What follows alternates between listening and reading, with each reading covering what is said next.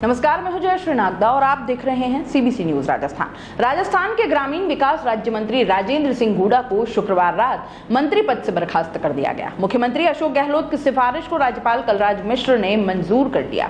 राजेंद्र सिंह हुड्डा लंबे समय से सीएम गहलोत और सरकार के खिलाफ बयानबाजी कर रहे थे। बर्खास्तगी के बाद हुड्डा बोले कि राजस्थान महिला अत्याचार में नंबर 1 है और यह कारनामा गहलोत सरकार के कार्यकाल में हुआ है। ये सच है और मुझे सच बोलने की सजा मिली है।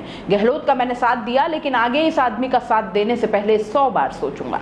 हुड्डा ने शुक्रवार को विधानसभा में न्यूनतम आय गारंटी बिल पर बहस के दौरान अपनी ही सरकार पर महिला सुरक्षा में फेल होने का आरोप लगाया था। मणिपुर में महिलाओं को निर्वस्त्र घुमाने की घटना के विरोध में कांग्रेस विधायकों ने तख्तियां लहराई थी और इस पर हुड्डा ने कहा, राजस्थान में इस बात में सच्चाई है कि हम महिलाओं की सुरक्षा में विफल हो गए हैं। राजस्थान में जिस तरह से महिलाओं पर अत्याचार बढ़े हैं, ऐसे में हमें मणिपुर की बजाय अपने गिरेबान में झांकना चाहिए। हुड्डा की बर्खास्तगी के बाद अब गहलोत मंत्रिपरिषद में एक मंत्री की जगह खाली हो गई है। अब कैबिनेट में फेरबदल की संभावना जताई जा रही है। मंत्री हुड्डा के आरोप पर नेता प्रतिपक्ष राजेंद्र राठौड़ ने कहा था, सरकार संविधान के आर्टिकल 164(2) के तहत सामूहिक जिम्मेदारी से चलती है। हमारे संविधान में लिखा है कि सरकार का एक मंत्री बोलता है तो इसका मतलब पूरी सरकार बोल रही है। मंत्री ने सरकार की कलई खोल दी है। मैं उनको बधाई दूंगा, लेकिन ये शर्मनाक बात है। राजेंद्र हुड्डा पिछले करीब 1 साल से पार्टी लाइन से अलग जाकर कई बार बयानबाजी कर चुके थे।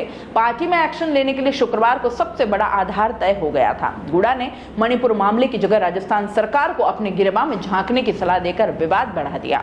हुड्डा के विधानसभा में दिए बयान को बीजेपी ने आधार बनाकर मणिपुर के काउंटर में पेश करना शुरू कर दिया। सूत्रों के मुताबिक प्रदेश प्रभारी सुखजिंदर सिंह रंधावा ने तत्काल दिल्ली रिपोर्ट भेजी, हाईकमान से बात की। साथ ही गहलोत ने भी हाईकमान से सलाह ली और इसके बाद ग्रीन सिग्नल मिलते ही हुड्डा के विधानसभा में दिए बयान के कुछ ही देर बाद उन्हें बर्खास्त करने की फाइल राजभवन भिजवा दी गई। पेपर लीक के खिलाफ सचिन पायलट की अजमेर से जयपुर यात्रा के समापन के दिन 15 मई को राजेंद्र हुड्डा ने सरकार पर खुलकर भ्रष्टाचार के आरोप लगाए थे। हुड्डा ने यह कहा था कि हमारी सरकार भ्रष्टाचार में डूबी है, भ्रष्टाचार के सारे रिकॉर्ड तोड़ दिए हैं, सरकार का अलाइनमेंट खराब है। हुड्डा अब तक बीएसपी के टिकट पर उदयपुर वाटी से चुनाव लड़कर जीते हैं। ऐसे में इस बार भी यह तय माना जा रहा है कि वे कांग्रेस से चुनाव नहीं लड़ेंगे। हुड्डा ने पिछले दिनों जयपुर में ओवैसी से मुलाकात भी की थी।